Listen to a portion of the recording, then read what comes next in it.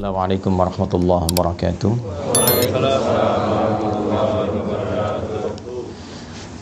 Alhamdulillahilladzi aqsama bis-subhi idza tanaffas. Wassalatu wassalamu ala Rasulillah nabiyyina wa sayyidina Muhammad ibn Abdullah alladzi ub'ida 'anil waswas wa 'ala alihi wa sahbihi wa dhurriyyatihi wa ummatihi ila yaumil mi'ad alladzi nabda'u fihi tanaffus. Wa ba'd. Jamaah sekalian yang dirahmati Allah Subhanahu wa taala. Alhamdulillah, di kesempatan pagi hari ini waktu Indonesia bagian barat di sana dan waktu Jepang di sini 2 jam berbeda, kita lebih cepat. Tapi dalam kecepatan 2 jam itu kita masih diberikan kesempatan oleh Allah untuk beriman. Ini nikmat yang penting untuk kita syukuri, karena di antara sekian orang berkehidupan di hari ini belum tentu keseluruhannya bisa mendapatkan anugerah iman. Di antara sekian orang yang mengatakan dirinya beriman kepada Allah, alhamdulillah kita yang masih diberikan kekuatan untuk membuktikan keberimanan kita kepada Allah dengan menunaikan ibadah salat subuh berjamaah di Masjid Indonesia Tokyo ini. Semoga salat kita diterima oleh Allah Subhanahu wa taala. Doa-doa kita diijabah dan zikir-zikir kita insyaallah juga diperkenankan dengan penerimaan yang baik si Allah Subhanahu wa taala. Alhamdulillah, yang pertama ini syukur dan kebahagiaan tersendiri kami diberikan kesempatan kembali untuk membersamai jamaah di Masjid Indonesia Tokyo ini, di masjid yang sama-sama kita berjuang untuk bisa menghadirkannya. Dari awal peresmian juga saya menghadiri dan mengikuti kegiatan dari sejak bahkan Ramadannya, di luar Ramadannya. Dan kita ingin mengingatkan dengan beberapa kawan-kawan yang mungkin masih menggunakan seragam koko kebanggaan dan kebahagiaannya itu, Mas Uwais, Mas Yusuf dan kawan-kawan lainnya. Saya ingin mengingatkan bahwa masjid ini didirikan dengan dasar satu kolektivitas keislaman yang kuat. Di sini ada semangat untuk berjamaah, semangat untuk membangun kerukunan, dan betul-betul berjuang untuk bisa memperkenalkan Islam dan meningkatkan ibadah kepada Allah Subhanahu wa taala, khususnya di lingkungan Tokyo dan pada umumnya di Jepang. Mudah-mudahan niat dan seluruh apa yang kita harapkan itu sampai hari ini masih dicatat oleh Allah sebagai amal soleh untuk kita semuanya. Teman-teman sekalian, subuh itu memiliki keistimewaan yang unik, baik di dalam Al-Quran juga di dalam keterangan hadis-hadis Nabi Muhammad sallallahu alaihi wasallam. Saking unik dan istimewanya, Nabi bahkan memberikan contoh langsung yang kelak akan diikuti, bahkan diburu oleh para sahabat, baik yang senior dan yang paling menarik juga berkompetisi di dalamnya sahabat yang junior. Sampai saking inginnya mengetahui aktivitas Nabi dalam mempersiapkan subuh ini, ada sebagian nanti sahabat junior yang ingin mengetahui lebih dalam sampai lingkar terdekat Nabi. Ada yang mencoba menginap di kediaman kerabatnya untuk mengetahui bagaimana Nabi bangun dari tidurnya hingga mempersiapkan subuh beliau sallallahu alaihi wasallam. Saya akan batasi pada 3 bagian pokok terkait dengan subuh ini, sehingga dengan batasan ini saya berharap kajian kita efektif. Yang pertama, karena kita hanya akan sampai pada jam 6.30 kurang lebih. Yang kedua, dari efektivitas dan fokus pada kajian kita ini, saya berharap ada perubahan kelak, mulai dari hari ini, esok dan selanjutnya, tentang cara kita menyiapkan dan menghadapi serta mengamalkan nilai-nilai subuh dalam kehidupan kita. Jadi subuh itu bukan sekedar sholatnya, dinilai penting, bukan juga bacaannya, tapi ada value-nya yang membimbing kita mengawali aktivitas dalam kehidupan. Secara cepat teman-teman sekalian, di dalam Al-Quran satu-satunya nama sholat yang diperkenalkan dengan 2 nama itu hanya sholat subuh. Yang lainnya ada yang disebutkan dengan namanya sekali, ada yang diisyaratkan dengan waktunya saja. Tapi subuh dia menjadi spesial karena disebutkan kedua namanya sekaligus, yang memberikan isyarat pedoman berkehidupan bagi setiap muslim khususnya dalam mengawali aktivitasnya. Jadi saya buka dengan satu gambaran begini dulu. Di Islam itu tidak ada satupun nama dan juga tuntunan dalam ibadah kecuali seluruhnya mengandung makna dan hikmah. Baik ya? Dari namanya, kemudian terkait dengan pelaksanaannya, ritualnya, itu bukan ritual hampa yang cuma kita bergerak-gerak, tidak. Di dalamnya ada maknanya, setiap bacaan ada artinya, bukan sekedar terjemahan, tapi juga mengandung pedoman dalam berkehidupan. Dituntun kita dalam menjalani hidup dari makna-makna yang kita dapatkan dalam proses ibadah itu. Karena itulah setiap ibadah dalam Islam itu selalu akan memberikan peran perubahan pada perilaku dan kehidupan kita. Saya ambil contoh begini. Apa parameter keberhasilan orang sholat itu? Ya? Nah, nanti ditinjau dari 2 bagian. Secara fikih, keberhasilannya benar dia. Dibuka dengan takbir, ditutup dengan salam. Diiringi dengan keikhlasan. Itu tinjauan fikih. Nah, ketika benar menunaikan secara fikih, kewajiban kita terangkat. Baik ya? Yang kedua, dituliskan pahalanya. Ini bekal akhirat. Tapi nanti parameter dampak dunianya apa? Karena kan doa kita selalu, Rabbana atina fid dunya hasanah, wa fil akhirati hasanah, wa qina adzabannar. Nah, salat itu di Al-Qur'an disebut dengan hasanah. Baik ya? Aqimis salata. Perhatikan kalimatnya, tarafain nahar wa zulafan minal lail innal hasanati yudhhibnas sayyi'at. Itu Quran di surah ke-11 ayat 114. Salat disebut dengan hasanah. Nah, apa dampak salat yang disebut hasanah itu bagi dunia dan akhirat kita? Tadi secara fikih kalau benar salatnya dibuka dengan takbir, ditutup dengan salam, diiringi dengan keikhlasan, kita meyakini sepenuhnya ada pahala dituliskan. Pahala itulah bekal kita pulang untuk ke akhirat. Kalau ini semua dilepas, jaket, baju, handphone yang bagus-bagus ya, masuk alam kubur aja dilepas. Jangankan ke akhirat, masuk alam kubur tidak dibawa. Baik ya? Nah, yang dibawa apanya? Nilainya, keikhlasannya, amal solehnya. Sekarang dampak dunianya apa? Maka dijelaskan kembali di Al-Quran surah ke-29 di ayat ke-45. Utlu ma uhya ilaika minal kitab wa aqimis salah. Inna salata tanha 'anil fahsya wal munkar. Jadi kalau salat itu benar dikerjakan, satu dampak dunianya dia bisa merubah perilaku, bertransformasi menjadi pribadi yang lebih baik.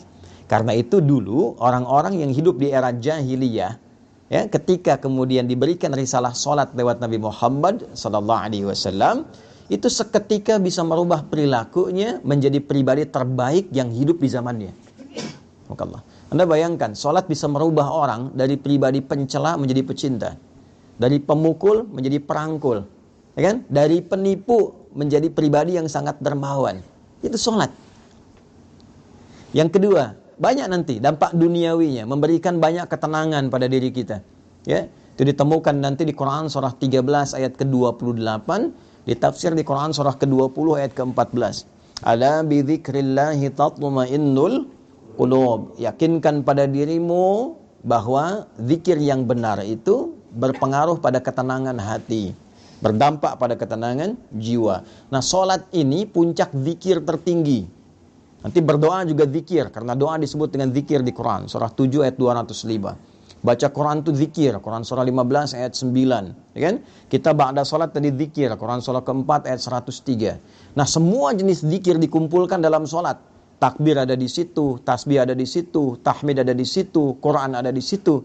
Ya, karena fungsi zikir itu melahirkan ketenangan. Karena itu ketika kita menunaikan salat, dan salat disebut dengan zikir, wa aqimis salata li dzikri, tunaikan salat sebagai zikir kepadaku, maka disitulah ada puncak ketenangan yang bisa kita dapatkan.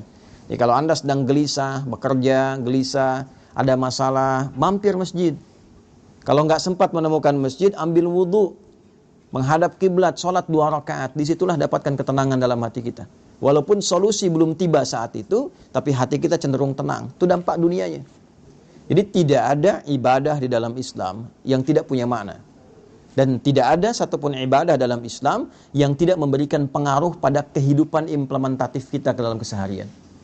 Nah sekarang kita akan mulai dari yang basic dulu, yang kita lakukan setiap hari sebagai seorang mukmin, yaitu pertama menunaikan ibadah salat. Waktunya dibuka dengan yang pertama, yaitu salat subuh. Apa artinya subuh? Itu dulu.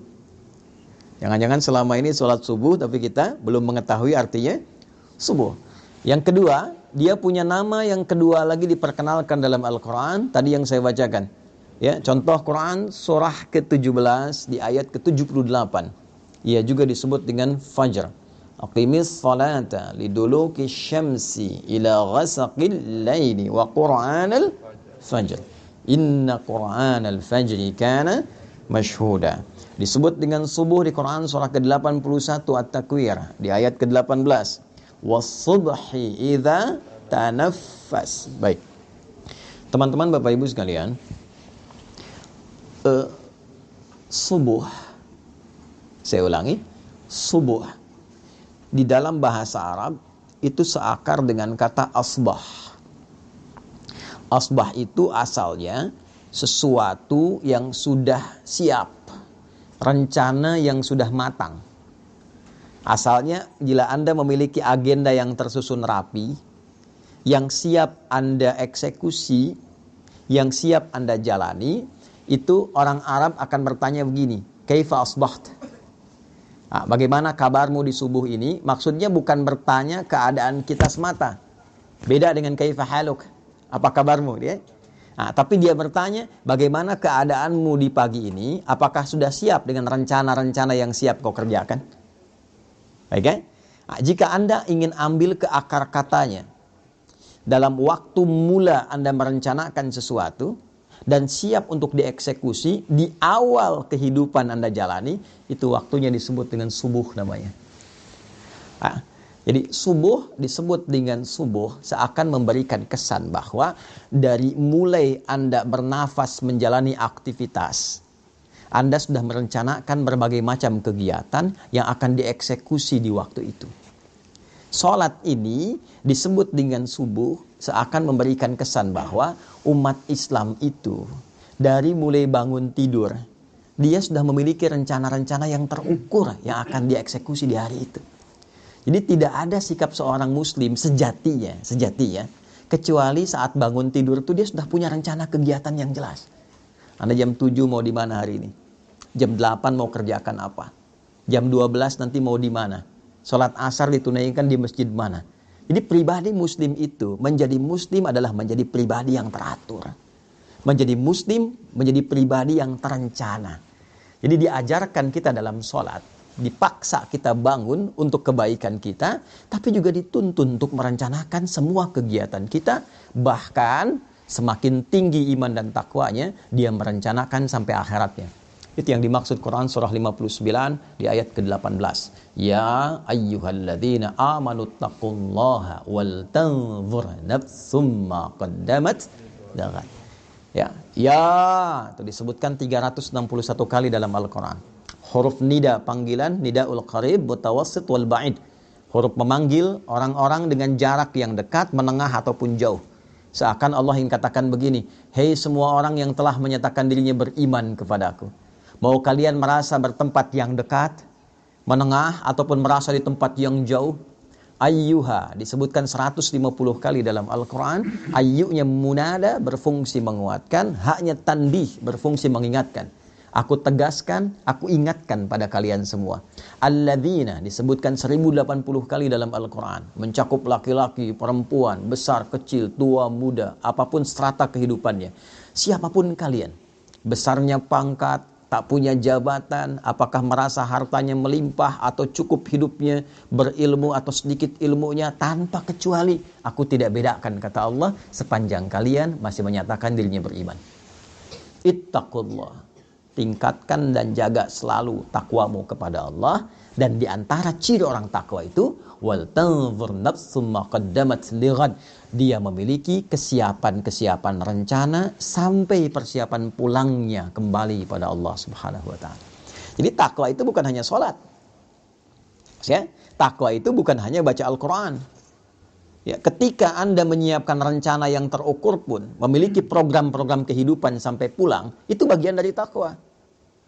Nah, saya tanya begini, siapa yang pengen ke surga? Angkat tangan boleh. Nah, ya? Yang surganya Firdaus. Nah, Masya Allah. Dah, turun dulu. Yang merasa sudah cukup amalan untuk ke Firdaus. Boleh angkat tangan. Nah, sampai batuk tuh. Yang merasa amalnya masih sedikit. Yang merasa banyak salah, angkat tangan. Tuh, ya. Boleh aneh ya? Nabi Adam itu salahnya satu. Keluar dari surga. Anda salah banyak pengen masuk. Nah, bagaimana memplanning itu? Menyiapkan rencana yang positif sampai kita mendapatkan rahmat Allah. Jadi rumusnya kan turunkan jenis surganya di Al-Quran. Ada 8 jenis. Dari Firdaus sampai ke surga yang standar biasa. Tapi mohon maaf, standarnya pun tetap surga. Itu turunkan karakternya bagaimana, amalannya apa saja, tekuni itu dengan profesi kita di bumi. Sampai kita mendapatkan hasilnya. Itulah subuh. Misal, Anda menginginkan surga Firdaus. Karakteristik penghuni surga Firdaus dan amalannya, itu ada misalnya di Al-Quran surah ke-23. Ayat 1 sampai dengan 9. Sampai Anda menemukan kalimat ulaika humul warithun alladzina yarithunal firdausa hum fiha khalidun. Ada orang-orang calon penghuni surga Firdaus yang sedang berpetualang di bumi. Nah, siapa mereka itu? Nah, balik ke atas, qad aflahal mu'minun. Ciri pertamanya dia punya iman yang kuat. Subhanallah. Ada amana, amanu, yu'minun, mu'minun, beda. Amana, amanu baru standar keimanan. Perlu dilatih amal soleh terus ditingkatkan. Karena itu ketika amanu dibuka lagi dengan amal soleh, dibuka dengan puasa, dibuka dengan sholat dan seterusnya. Ya, wal asr. Innal insana lafi khusr illa alladzina amanu wa amilus solihat. Ya, maka dipacu lagi dengan amal soleh. Naik nanti yu'minun. Ya, iman yang konsisten dijaga terus. Alladzina yu'minuna bil ghaibi wa yuqimunas. Latihan dia. Setelah merasa nikmat, merasa imannya kuat, ya cirinya salah satunya jangankan yang fardu, ketinggalan yang sunnah saja sudah gelisah itu. Dia berubah jadi mukminun. Karena itu kualitasnya beda. Kalau amana, amanu baru sekedar sholat. Yang penting terpenuhi kewajiban. Kalau sudah mukminun, dia ingin memastikan sholatnya terasa nikmat dan khusyuk. Alladzina hum fi sholatihim khashi'un. Maka Anda boleh menjadi pengajar, boleh menjadi pebisnis, boleh menjadi diplomat, birokrat, tapi dalam saat yang sama, kalau ingin Anda punya rencana ke surga Firdaus, jaga waktu sholat Anda dan tunaikan dengan khusyuk. Firdaus. Kalau sholat biasa, mungkin khusyuknya standar. Tapi pengen ke Firdaus, berusaha terus selama hidup dalam level kehusyuan yang tinggi yang mampu kita lakukan. Ya, walladzina hum 'anil lagwi mu'ridun, yang enggak penting-penting tepikan. Nah, itu dibuat rencananya secara terukur. Kita tuh punya visi panjang loh, bukan cuma dunia. Sampai akhiratnya turunkan, jadikan panduan berkehidupan. Nah, itulah yang dimaksud Quran. Surah ke-81, ayat 18. Wasubhi idza tanaffas. Dan aku bersumpah, kata Allah. Pakai kosam tuh. Demi waktu subuh. Yang mengiringi setiap nafas yang keluar, yang baik, yang dengan itu keluarlah produktivitas amal soleh setiap makhluk. Allah kasih contoh. Maaf, setiap subuh itu diberikan semua contoh kehidupan kita. Tumbuhan, nafas pertamanya keluar oksigen. Ya, dia serap karbon dioksida, dia keluarkan oksigen pagi hari. Saya waktu di Utrecht di Belanda itu, setelah ada sesi mengajar itu, saya tinggal di satu flat apartemen, itu depannya itu bagus sekali hutan lindung yang terjaga, sehingga udaranya bagus. Saya ingin buktikan bagaimana ayat ini bisa terasa dalam fenomena alam. Saya keluar kurang lebih 2-3 menit sebelum waktu subuh. Itu udara yang terasa, masih terasa karbon dioksidanya. Belum segar. Tapi begitu masuk waktu subuh, wasubhi idza tanafas, ganti.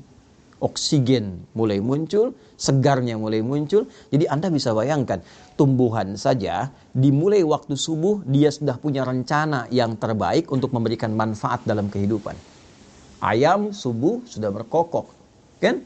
Binatang, angin, subuh, sepoi sudah bertasbih. Jadi Anda bayangkan, makhluk yang tidak dihisab, dia punya rencana strategis dalam hidupnya dan sudah memberikan manfaat di awal aktivitasnya. Saya, Anda, kita yang jelas dihisab dari ujung kepala sampai ujung kakinya, yang menginginkan berada di surga Firdaus di awal masa transit sampai tinggalnya di akhirat nanti. Maka ditanya oleh Allah, tanya balik tuh, apa yang kau siapkan, rencana apa yang kau punya di awal bangunmu, di awal nafas kehidupan yang engkau akan jalani. Jangan-jangan tumbuhan yang tidak dihisab memberikan manfaat, manusia yang dihisab justru belum punya rencana manfaat yang bisa ditebarkan dalam kehidupan. Maka kita diajarkan dari awal, ya, saking pentingnya rencana-rencana yang baik ini, maka Al-Quran meminta kita menyiapkan bahkan sebelum subuhnya. Ya, saya mulai dari hadis Abu Daud, nomor hadis 1367. Nanti diriwayatkan oleh sahabat mulia yang junior, namanya Abdullah, anaknya dari paman Nabi SAW, Abbas bin Abdul Muttalib radhiyallahu ta'ala anhu. Perhatikan kalimatnya, beliau meriwayatkan, dan riwayat ini sangat penting, dari 2000 riwayat yang pernah beliau sampaikan. Qala an Ibnu Abbas radhiyallahu ta'ala anhuma qala kana an-nabiy sallallahu alaihi wasallam. Ibnu Abbas ini meriwayatkan hadis ini sampai beliau meminta menginap di rumah bibinya Sayyidah Maimunah. Jadi kalau nanti Anda yang umrah atau haji, mudah-mudahan yang belum bisa segera ya untuk berangkat, itu tidak cukup dengan amin, nabung tuh ya. Nabung berdoa ya. Nanti kalau sudah berangkat, Anda cari namanya pintu Babus Salam. Dari Zamzam patokannya belok kanan, ada pintu 26 yang kiri gate Ismail, di samping yang ada istana raja tuh, Jabal Qubais. Masuk ke kanan, lurus dulu setelah gate Ismail, nanti sedikit lagi 27, 28 bertemu pintu gate Nabi namanya. Tandanya yang ada jembatan ke arah masjid dari istana itu. Ada tulisan gate Nabi, Babun Nabi. Disitulah kediaman Sayyidah Maimunah radhiyallahu taala anha, dan disitulah Nabi berkehidupan tinggal setelah Sayyidah Khadijah wafat. Ya, letak rumah Sayyidah Khadijah di depan yang pintu Marwah. Ya. Nah di gate Nabi ini beliau pernah tinggal di kediaman Sayyidah Maimunah. Ibnu Abbas kecil tinggalnya di samping pintu Babus Salam. Jadi kalau turun Babus Salam, gate Nabi, gate Ali, Babus Salam, turun ada eskalator sebelah kiri dan kanan, tangga manual. Ada satu kursi warna merah tuh di depannya itu. Turun ke bawah, ada tulisan Babus Salam. Babus Salam tuh nanti sejajar, kalau tarik garis lurus ke Maulid Nabi, tempat lahirnya Nabi itu. Ya.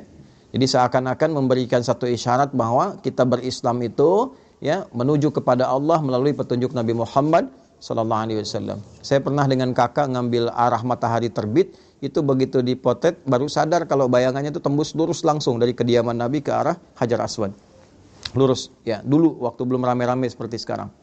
Nah, saya mau katakan cepat, itu dari pintu itu saya mau ilustrasikan ya, mengarah ke sofa nanti rumahnya Arqam bin Abi Arqam, anak muda usia 17 tahun yang dalam riwayat salah satunya menyebutkan orang yang ke-17 masuk Islam, diajak oleh Sayyidina Utsman bin Affan radhiyallahu taala anhu dari 40 orang awal yang masuk Islam. Disebut dengan generasi awal as-sabiqunal awwalun. Anak ini, anak bungsu, sudah disiapkan oleh orang tuanya untuk mengabdi kepada Islam dengan mendalami pengetahuan. Jadi anak pertamanya Fudail dikhususkan melayani Nabi jadi asisten Nabi. Kelak ketika Nabi akan meninggal, Fudailah yang membawakan air wudu untuk Nabi. Saat berwudu, kemudian beliau sudah selesai dan wafat kemudian hari ya di pangkuan Sayyidah Aisyah radhiyallahu taala anha. Adiknya yang bungsu ini yang disiapkan oleh ayahnya untuk mendalami Islam, khusus terkait dengan Quran dan kepribadian Nabi. Jadi mohon izin saya sedikit dalamkan ya. Ini pesan bagi kita, kalau sudah berkeluarga disiapkan. Jangan hanya sekedar menyatu, punya keturunan, disekolahkan, tidak, siapkan. Ini anak pertama mau jadi apa? Anak kedua kemana arahnya? Anak ketiga seperti apa? Sehingga melengkapi visi dan kebahagiaan yang disiapkan di kehidupan keluarga itu. Jelas. Sampai ke akhirat bergandengan tangan, dibawa semua. menghadap Allah dalam kebaikan. Itu ada konsepnya di Quran, surah ke-13, ayat 23 sampai 24. Kalau Anda bisa menyiapkan begitu, itu disambut oleh malaikat saat masuk ke surga. Di semua pintu surga. Ya, nanti di akhir saya tajamkan itu. Nah, Abdullah bin Abbas ini selalu disingkat dengan Ibnu Abbas. Ya, perhatikan, ini di ilmu sanad ya. Kalau ada ayah, ibu mendidik anaknya dengan baik sampai dekat dengan Allah, itu kalau di ilmu hadis dibuang nama anaknya, dilekatkan nama orang tua diwakili ayahnya. Misal, namanya Abdullah, bapaknya Abbas. Diisyaratkan dengan ibnu, anak laki-laki, Abbas. Abdullahnya dibuang. Untuk memberikan kesan bahwa setiap yang dilakukan oleh anak, yang sifatnya baik, mau dia sholat, baca Quran, mau dia beramal kebaikan apapun, sepanjang pernah dididik oleh orang tuanya, maka semua yang dia kerjakan mengalir pahala dan kebaikannya pada kedua orang tuanya. Ibnu Abbas radhiyallahu taala anhuma, hadis ini diriwayatkan oleh Ibnu Abbas. Jadi kalau saya bacakan hadis ini, Anda yang dengar sekian banyak, live ribuan orang misalnya tonton, itu satu hadis ini dari ribuan orang yang menyimak mengalirkan pahala untuk Abbas dan juga istrinya dan keluarga besarnya. Bayangkan. Beliau mengatakan, kana Nabiyyu sallallahu alaihi wasallam, adalah kebiasaan Nabi sallallahu alaihi wasallam. Idza staiqadha min naumihi, jika beliau bangun dari tidurnya, fajalasa, beliau duduk terlebih dahulu. Nah, ini sunnah. Jadi bangun tidur terus duduk ya, bukan mandi. Nggak ada orang tidur bangun langsung mandi. Ayo yang guru-guru di Slit ya, diajarkan lirik yang sesuai hadis tuh bagus. Bangun tidur terus duduk. Kemudian duduk dulu tenang. Kemudian wa masaha biyadihi min athari naumi. Beliau menghilangkan bekas ngantuknya dulu dengan bagian tangan yang diduga bersih. Hilangkan dulu ngantuknya. Ya, ini penting kalimat ini karena nanti ada hadis. Kalau Anda bangun tidur, cuci dulu tangan Anda karena Anda tidak tahu tangan itu berkelana kemana saat tidur. Ya, dalam situasi yang khusus. Tapi situasi yang umum, yang bersihnya, hilangkan dulu bekas ngantuknya. Nah, supaya Anda berdoa dalam keadaan sadar. Jadi bukan berdoa dalam keadaan ngantuk. Ya, sadar. Di Islam itu, wahyu pertama turun, Anda masih ingat gak? Apa bunyinya? Iqra. Baik, Iqra. Tapi tidak jarang orang melihat proses mendapatkan Iqra itu. Teman-teman, Nabi itu menerima wahyu seluruhnya dalam keadaan sadar dan terjaga. Ya, mau saya katakan begini. Ya, itu kan malaikat meluk kan? Ya kan? Di Gua Hira kan, sendirian Nabi dipeluk oleh malaikat, menyamar jadi laki-laki, dikatakan Iqra. Saya tanya gini lah, kalau Anda sedang sendirian di luar, tiba-tiba ada yang meluk dari belakang. Iqra. Perasaan Anda gimana? Ngeri ya? Nabi stabil, Nabi tidak pingsan. Nabi kuat menerima itu dan diterima dalam keadaan sadar. Artinya apa? Seluruh apa yang diajarkan oleh Nabi bukan hanya dibimbing dan dikuatkan oleh Allah, tapi dipastikan dengan ikhtiar yang baik, yang sempurna, yang terukur. Tidak ada satu bacaan pun yang diajarkan Nabi dalam keadaan beliau tidak sadar. Itu nggak ada. Ya, jadi kita baca doa itu, pastikan dulu, sempurna dulu keadaan diri kita. Siapkan dengan baik. Jangan sampai alhamdulillahilladzi ahyana ba'da amatana. Amatannya panjang, amatana walaihin nusyur gitu ya. Bangunnya jam 3, sadarnya jam 6 gitu ya. Itu. Nah, siapkan. Setelah itu, nah ini poinnya. Yang kita tahu kan baru doa tadi ya. Sekarang perhatikan hadisnya. Faqara'a khawatima Ali Imran. Maka beliau membiasakan membaca 11 ayat terakhir surah Ali Imran. Nah, secara cepat saja. Di 11 ayat terakhir surah Ali Imran, dimulai dari 190 sampai 200, itu adalah tuntunan merencanakan kegiatan yang dibuat dalam waktu yang panjang sampai ke akhirat kita. Inna fi khalqis samawati wal ardi wa ikhtilafil laili wan nahari la ayatil liulil albab. Sungguh tancapkan pada hatimu yang paling dalam, jangan sampai ragu. Kalau kita ngaji agak dalam sedikit. Inna harfu nasbin wa taukidin tansibul isma wa tarfa'ul khabara mabniyun 'alal fathi la mahalla lahu minal i'rab. Inna itu berfungsi untuk menguatkan pesan agar disampaikan kepada hati kita. Kuatkan, jangan sampai goyah. Dibuka hikmahnya, makanya alamatnya fathah, ya kan? Kalau dia nanti sifatnya mudzakkar salim, pakai ya untuk dikuatkan, diikat dengan baik, ya, ikat pada hatimu. Sungguh tancapkan pada hatimu yang paling dalam, di balik hikmah penciptaan langit dan bumi, dan seluruh kegiatan berganti siang dan malam, ada orang-orang yang paham substansi kehidupan. La ayatil li ulul albab, itu yang mengerti esensi hidup. Paham. Nih, Anda mesti mengerti, Anda kesini untuk apa? Anda ngajar mau cari apa? Anda bekerja untuk apa? Ya, ada orang-orang yang saking pahamnya kalimat, baru disebutkan satu kata, dia mengerti arahnya mau kemana itu. Itu ulul albab namanya. Lub. Ya, tahu kelapa. Kelapa itu kan ada luarnya ya, kulit, ada serabutnya, ada batoknya, ya kan? Ada kemudian di dalam, dari daging luar, ada yang paling dalam yang enak tuh, yang halus lembutnya, itu lub namanya, lub. Ya, ada orang-orang yang mengerti ketika mau beli kelapa, dia ketok-tek. Ya, dia untuk apa? Dia tahu isinya mana yang bagus tuh. Yang nggak tahu, lihat kulitnya aja. Kalau hijau, besar, bagus, ambil. Ternyata dalamnya kurang enak, gitu ya.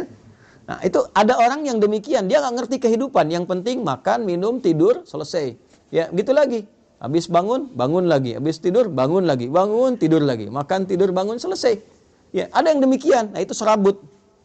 Ya, ada yang cuma ngumpulin uang, kumpulkan banyak pesta dan sebagainya. Itu batok kelapa. Dunia aja. Ya, yang ngerti pesan tentang kehidupan, dia paham. Dia mau kemana berangkat. Anda dari Indonesia mau ke Jepang. Anda siapkan bekal, Anda nabung dan sebagainya. Anda akan tinggalkan dunia, pindah ke alam baru. Tabungan Anda apa? Persiapan Anda apa? Kan? Makanya orang-orang yang paham esensi kehidupan, itu jadi tanda bagi dia, semua yang terjadi, seluruh aktivitas dia, itu tanda positif bagi dia untuk menyiapkan bekal kembali pada Rabbnya. Alladzina yadhkuruna Allaha qiyaman wa qu'udan wa 'ala junubihim wa yatafakkaruna fi khalqis samawati wal ard. Maka tafakur itu adalah meruntutkan ya segala jenis aktivitas, disusun dari awal secara sistematis. Kalau belajar dari akibat disebut tadabbur namanya. Menganalisis disebut dengan tanawwur. Tapi tafakkur dari kata tafakkara yatafakkaru. Ya, mengambil semua rencana kegiatan, disusun dengan rapi, ya, dimitigasikan untuk dipraktekkan. Jadi ada orang-orang yang menjalani kehidupan yang seluruh aktivitasnya tersusun rapi kata Allah. Ya.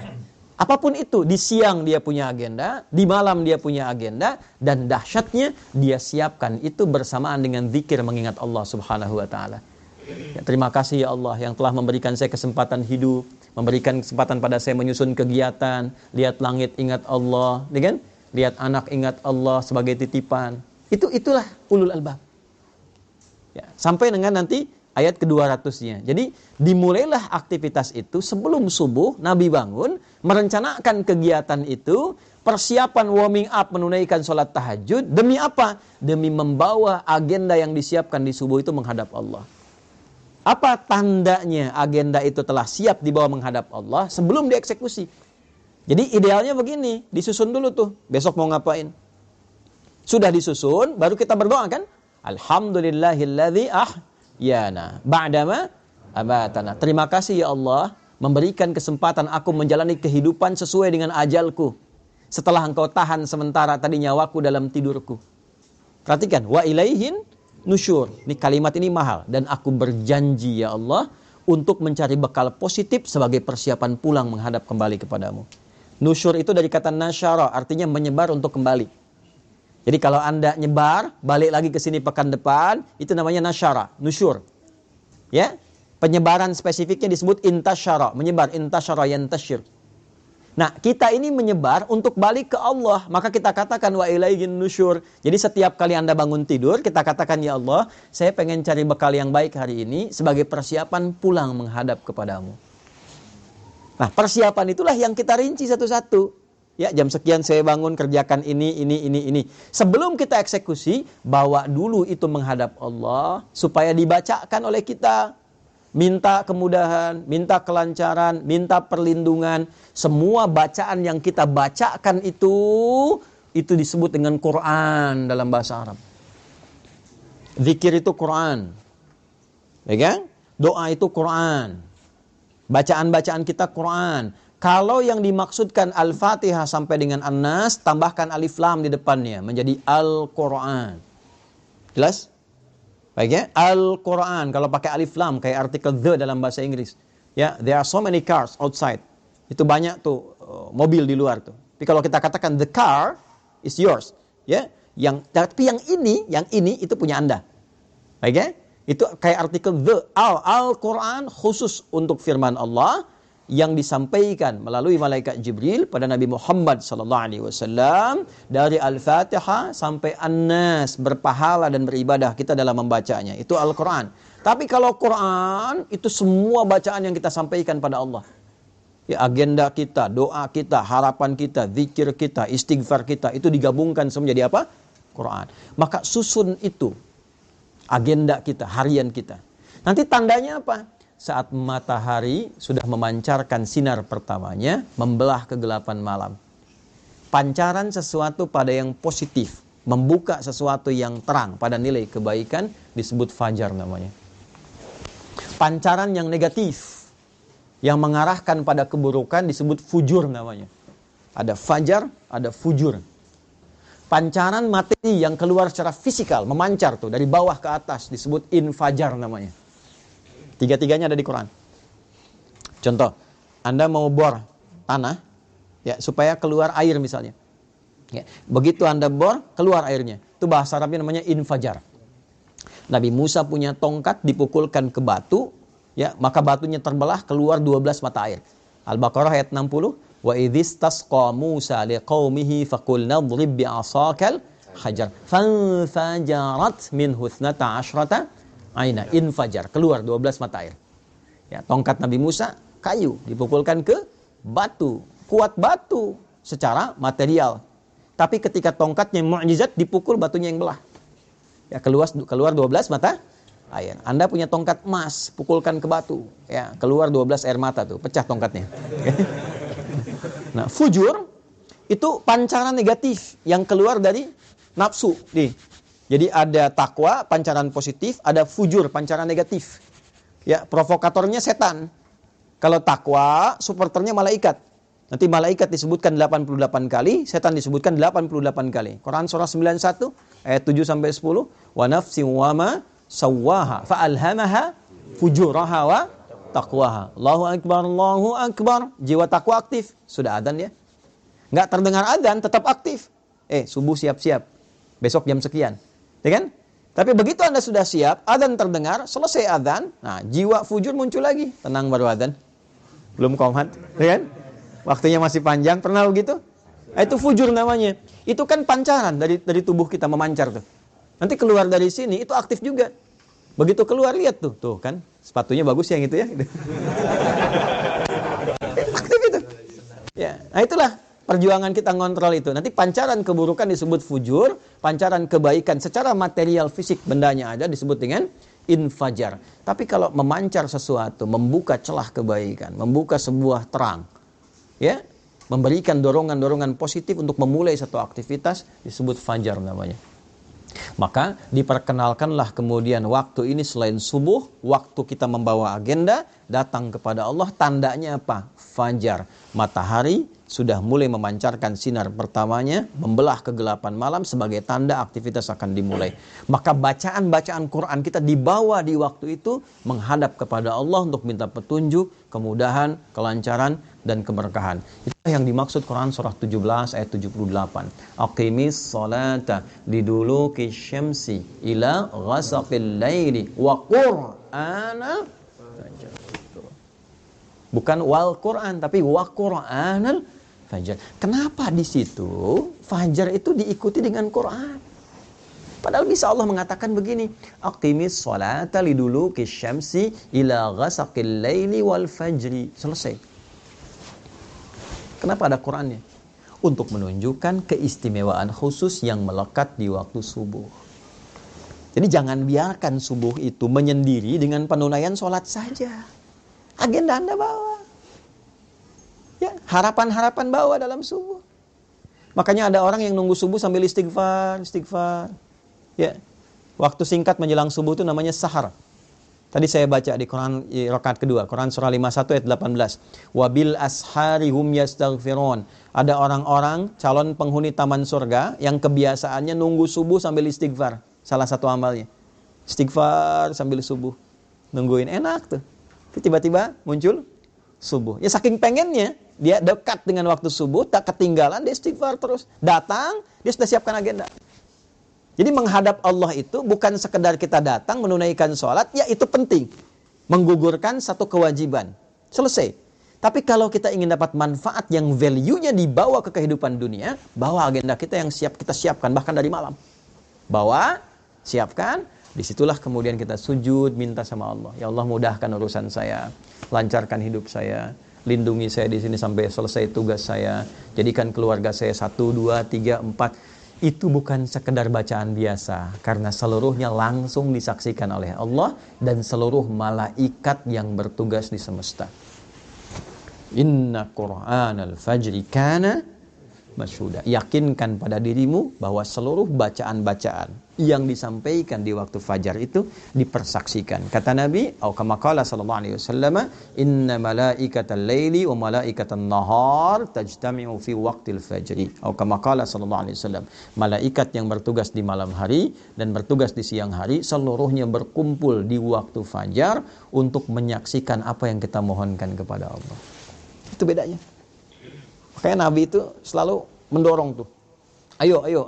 Ya Allah berkahi umatku yang memanfaatkan waktu awal fajarnya. Ya, pernah dengar Abdullah bin Abi Umi Maktum?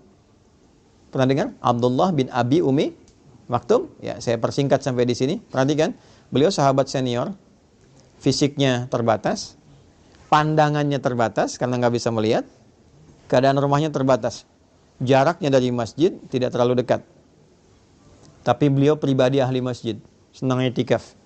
Zuhur ke asar yang i'tikaf, asar ke maghrib yang i'tikaf. Ya, maghrib ke isya i'tikaf. Problemnya subuh. Karena jarak isya ke subuh, ya itu juga cukup jauh. Masjidnya tidak sebaik seperti yang kita dapatkan di masjid kita sekarang. Alasnya tanah. Atapnya tadinya kosong, terus ditutup oleh daun-daun kurma. Batangnya pelepah kurma. Ya. Tingginya itu sekitar sab'ina dzira'. Sab'ina dzira' itu berarti 3,5 meter ke atasnya. Ya, jadi kalau masuk ke Masjid Nabi pada waktu itu pas di atas kepala sedikit, tangan bisa pegang. Ya kan? Nah, yang paling menarik teman-teman sekalian, dalam situasi itu beliau masih pengen i'tikaf, datang di awal waktu subuh. Cuma karena nggak bisa, datang ke Nabi begini. Ya Rasulullahi, atau kama qala aliyya rukhsah. Ya Nabi, saya senang ke masjid. Saya pengen jadi ahli masjid. Cuma saya terbatas. Jarak rumah ke masjid tidak terlampau dekat. Mata nggak bisa lihat. Ya, subuhnya juga tidak mudah. Boleh nggak saya punya rukhsah, keringanan, supaya menunaikan subuhnya di rumah? Nabi tidak mengiyakan, tidak melarang. Perhatikan jawabannya. Kata Nabi, atau kama qala sallallahu alaihi wasallam, atasma'ul adzan? Apakah engkau masih mendengar adzan? Kata beliau Abdullah bin Abi Maktum, bala ya Rasulullah, kama qala, ya Rasulullah. Perhatikan kalimatnya. Madum tatasma'ul adzan atau kama qala fa'addiha fil masjid. Selama engkau masih bisa mendengar adzan, maka tunaikanlah itu di masjid. Bayangkan. Di-highlight oleh para ahli hadis, satu adzan terdengar. Tuh. Ya kan? Diketahui. Ya, yang penting wasilahnya sampai. Al-hukmu yaduru ma'illati. Kalaupun enggak bisa terdengar keluar, artinya kita paham waktu salat. Kalau yang bisa terdengar di Osaka tuh boleh terdengar tuh, ya, masih bisa tuh keluar tuh. Ya, itu bayangkan maksudnya apa? Yang adzannya pun adzan yang baik supaya terdengar nyaman orang ke masjid. Tadi adzan bagus tuh, yang adzan di sini tadi tuh. Ya. Madinah mirip-mirip tuh. Maksud mirip-mirip tuh gini, bukan lagunya, bukan. Ya. Maksud mirip-mirip tuh begitu as-salat subuh kan? As-salatu khairum minan naum. Salatnya yang panjang tuh. Ya kan? Naumnya pendek kan? As-salatu khairum minan naum. Pendek kan? Nah, di kita di Indonesia kadang-kadang naumnya yang panjang. Ya, salatu khairum minan naum. Tidur lagi tuh. Ya. Nah, saya mau balik tuh. Satu, adzan, atau kalau kita tidak dengar adzan seperti sekarang, sepanjang beriman, catat waktu salat. Itu ada di Quran surah keempat ayat 103. Inna salata kanat 'alal mu'minina kitaban mauquta. Kalimat bebasnya, orang beriman itu tahu waktu salat. Jelas? Oke. Selanjutnya apa? Begitu mendengar kalimat Nabi, sepanjang engkau mendengar itu, usahakan tunaikan di masjid. Maka sejak saat itu beliau mengatur waktunya. Bayangkan, tidak punya penuntun, jalan meraba ke arah masjid, datang di awal waktu di masjid yang kondisinya tadi saya uraikan. Anda bisa bayangkan, sejak saat itu bahkan adzan subuh itu haknya menjadi Abdullah bin Abi Ummi Maktum, milik Abdullah bin Abi Ummi Maktum radhiyallahu taala anhu. Jadi Bilal itu naik menjadi adzan pembuka. Bilal adzan pembuka sebelum subuh tiba untuk mengingatkan siap-siap waktu subuh. Sejak peristiwa itu, saking pentingnya subuh. Saking pentingnya. Setelah itu Abdullah bin Mas'ud radhiyallahu taala anhu baca Quran 50 ayat sebagai persiapan bagi masyarakat. Ayo siapkan agenda, siap-siap ke masjid, waktunya penting, mohon sama Allah. Baru setelah itu Abdullah bin Abi Maktum itu adzan, sahabat semua sudah ada di masjid. Itu yang menjadikan mereka dengan seluruh aktivitasnya sampai sekarang dikenang sukses apapun aktivitas mereka dan profesi mereka. Tidak ada satupun sahabat yang hidup di muka bumi ini dengan semua kegiatannya kecuali mereka sukses dan bahagia. Silahkan Anda cek profil mereka banyak sekali. Makanya bacanya tuh diperdalam lagi. Baca sirah, kajiannya ditambah supaya motivasi. Jangan yang aneh-aneh. Ya, Anda misalnya kan pelajar nih. Dari pelajar itu keluarkan ayat-ayat tentang ilmu, hadisnya apa. Lihat profil sahabat yang fokus di bidang ilmu. Ali bin Abi Thalib belajarnya bagaimana? Sampai pakar di bidang matematika. Itu bukan hanya tahu tafsir, hadis. Beliau itu paham matematika apa. Anda kalau ngaji tafsir, ada tafsir tuh bagus ya. Namanya Al-Jawahir, karya Tontawi Jawahari. Itu bagian terakhirnya ada kitab Lataif namanya judulnya itu. Di dalam Lataif ini ada keunikan-keunikan Ali bin Abi Thalib karena menyelesaikan persoalan-persoalan hukum itu dengan menggunakan pendekatan hitungan matematika. Tindah deh. Yang perempuan itu ya, Sayyidah Aisyah itu kan dokter. Dalam arti paham bidang kedokteran, belajar ilmu kedokteran. Sayyidah Fatimah itu perawat. Nanti ada nasab perawat tuh ada. Yang laki-laki siapa, yang perempuan siapa, yang di militer siapa, yang pebisnis di sini keluarkan ayat-ayat tentang bisnis, hadisnya apa, profil sahabat Nabi itu siapa yang pebisnis, entrepreneurnya siapa saja, ya silahkan Anda cek keluarkan, begitu caranya. Bagaimana orang sudah wafat, hartanya, aktifannya masih ada sampai sekarang. Utsman itu sudah meninggal, cuma beli satu sumur, dikonversi sekarang jadi hotel, orangnya sudah meninggal, hotelnya dibuat oleh pemerintah Saudi, ya kan? Setelah itu dijadikan kemudian wakafnya Utsman bin Affan radhiyallahu taala anhu, hasil yang disimpan di Bank Saudi disedekahkan untuk kepentingan umat Islam. Orangnya sudah wafat 15 abad yang lalu. Apa ada YouTuber di masa Nabi?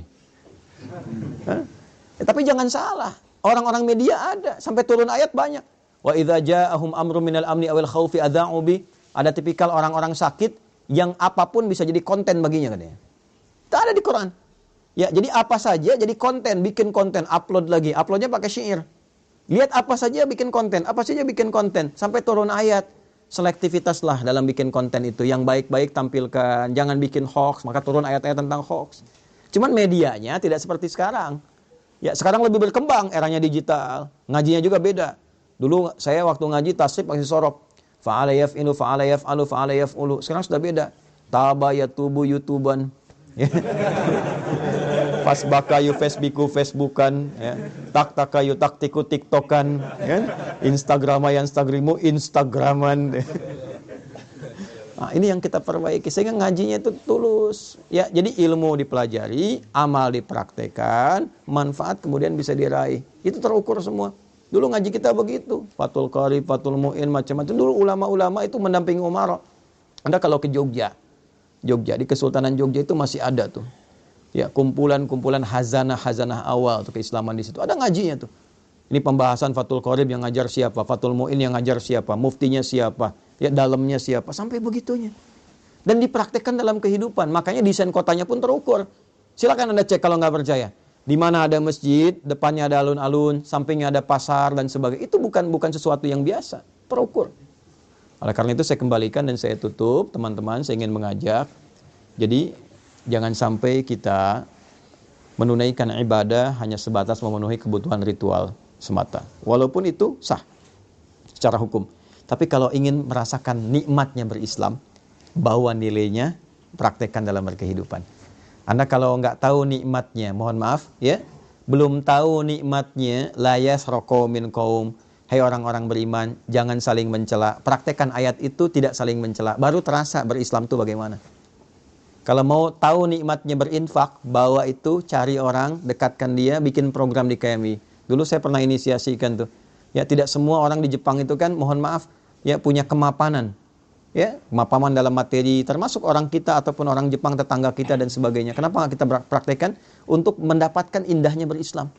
Masak bagi dengan tetangga, ya, ada lansia butuh perhatian, tengokin bareng-bareng, ya kan? Jagain, bahagiakan dia, kirimkan bunga, sampaikan. Ketika ditanya Anda begitu baik, katakan Islam yang mengajarkan saya untuk bersikap seperti ini. Baru Anda rasakan keindahan Islam itu di situ. Ya, jadi kalau cuma kita praktekkan ibadahnya, baru terasa spiritualnya, tapi kita tidak merasakan dampak-dampak kehidupan duniawinya. Nah, ini yang barangkali saya ingin dorong supaya 3 bagian yang tadi saya sampaikan, 1 pemaknaan tentang subuh, 2 korelasinya dengan fajar, dan 3 implementasinya dalam kehidupan kita, sehingga insya Allah besok-besok kalau kita menunaikan subuh lagi, kita sudah siap dengan agenda apa yang kita siapkan dalam kehidupan kita. Nanti koreksi di siang hari, sampai siang itu tercapai enggak? Apa yang belum jadi ibadah? Makanya siang disebut sholatnya sholat zuhur, bukan nahar. Padahal siang dalam bahasa Arab disebut dengan nahar. Zuhur itu artinya jelas, idhar, jelas, terang. Man amana, tidak didengungkan. Sudah sampai siang, sudah jelas belum capaiannya? Evaluasinya bagaimana? Mengajar Anda sudah benar belum? Berapa yang sukses dari murid yang Anda ajarkan? Pahami itu. Yang kedua, pertanyaan besarnya, dari semua yang diajarkan itu ada nilai pahalanya enggak? Ada yang kenal Allah enggak? Kan? Mungkin Anda ditugaskan berada di sini. Yang pertama, supaya mensujudi tapak-tapak bumi yang mungkin belum pernah dipakai sujud. Peran Anda di sini 1. Yang kedua, sedapat mungkin mengenalkan Allah bagi setiap orang-orang yang hadir di lingkungan ini yang belum tentu kenal Allah.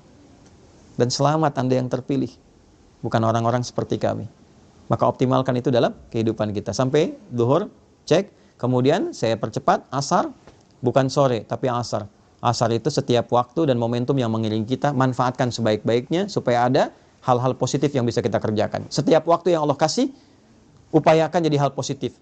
Perilaku positif, kegiatan positif. Kalau tidak didesain itu, maka rugi kita karena diberikan waktu tapi tidak termanfaatkan. Wal 'asr, innal insana lafi. Insan disebutkan kurang lebih 65 kali di Quran, menunjuk pada totalitas manusia dalam beraktivitas. Kata Allah, manusia yang beraktivitas tapi tak mampu memanfaatkan waktu yang saya kasih, maka itu orang-orang yang rugi karena tak mampu mengkonversi waktu itu menjadi nilai positif. Illal ladzina amanu, kecuali orang beriman. Orang beriman punya visi yang beda. Nah, disinilah dipertaruhkan iman kita. Maaf, orang beriman itu dia mampu mengkonversi, memanfaatkan waktu menjadi perbuatan-perbuatan positif. Illal ladzina amanu wa amilus sholihat wa tawashaw bil haq. Maka ayo saling ingatkan teman-teman yang lain. Bikin database, satukan, saling ingatkan. Terus teman-teman bikin komunitas. Tapi mohon maaf, jangan bersaing untuk dunia. Fastabiqul khairat, saling melengkapi. Ya, di sini ada ormas, ada PCIM, PCINU. Dari dulu tuh alhamdulillah kita bangun masjid kompak, duduk sama-sama, kajian bareng. Kalau ada masalah keumatan, dudukkan bareng-bareng, bikin inspirasi dari sini sehingga tenang rasanya. Ya, kajian kitab dari NU sampaikan. Nanti kajian budaya Muhammadiyah bahas bareng-bareng, sampaikan. Yang lain-lain bikin komunitas. Ya, ada teman-teman yang komunitasnya misalnya di Tokyo di sini, ada yang di Ayase, ada yang Yokohama, macam-macam. Satu kan tuh saling melengkapi. Kalau bisa kajiannya melengkapi, jangan semua dibikin sama. Sehingga orang tahu, oh yang pengen kajian ini datang ke sini, ini datang ke sini. Nanti satu-satu silaturahim. Itu yang dilakukan dulu seperti itu. Makanya dari 40 jadi 12.000. Ya, wa tawassaw bis sabar. Pelajari fikihnya sebelum dilakukan, pelajari dasarnya sehingga kita mengerti apa yang ingin kita raih. Sabar jaga itu sampai muncul akhir penghujung kehidupan kita, maghrib. Walillahil masyriqu wal maghrib. Fa aina ma tuwallu fa thamma wajhullah. Kemanapun kita beraktivitas, kita merasa Allah menatap kita, memperhatikan kita, rasakan kita diawasi oleh Allah. Sampai terakhir, tibalah waktu kita untuk pulang. Sesibuk-sibuknya Anda, asya, harakatnya di atas fathah. Ya, mencari ma'isyah untuk hidup, beraktivitas, berangkat, kerja. Sekarang silahkan. Tapi pada akhirnya semua itu akan turun ke bawah, selesai, purna dan tuntas. Berubahlah harakat dari fathah ke kasrah, dari asya menjadi isya. Apa persiapan kita ketika semua kegiatan itu sudah tak mampu dikerjakan lagi? Kita berpulang kepada Allah, menutup mata kita, dan di situ kemudian berlaku doa terakhir kita, wa ilaihin nusyur, dan kepada Allah lah kita akan kembali. Maka kita katakan bismika Allahumma ahya wa bismika amut. Ya Allah, aku hidup berkehidupan, aku pun akan tidur, mungkin ini tidur terakhir yang akan aku kerjakan, dan mataku akan tertutup untuk selamanya. Mohon terima seluruh aktivitas yang aku kerjakan selama tadi. Maka kita istighfar sebelum tidur. Istighfar Nabi sampai 70 kali. Setelah tenang, nyaman, kita tidur. Dalam pun wafat, mudah-mudahan wafat dalam keadaan husnul khatimah. Inilah kurang lebih gambaran subuh sampai tidur kembali. Semoga bermanfaat. Semoga yang hadir saat ini bisa meraih manfaat dan tidak ketiduran, karena sekarang waktu merencanakan kegiatan, bukan waktunya untuk tidur. Saya kira itu dulu pengantar yang ingin saya sampaikan. Kita ada waktu barangkali 15-20 menit sebelum kita akhiri. Saya mohon izin, saya batasi 6:30 karena saya mesti kembali ke flat itu untuk bantu mandikan anak-anak dan sebagainya untuk persiapan ke agenda berikutnya. Ya.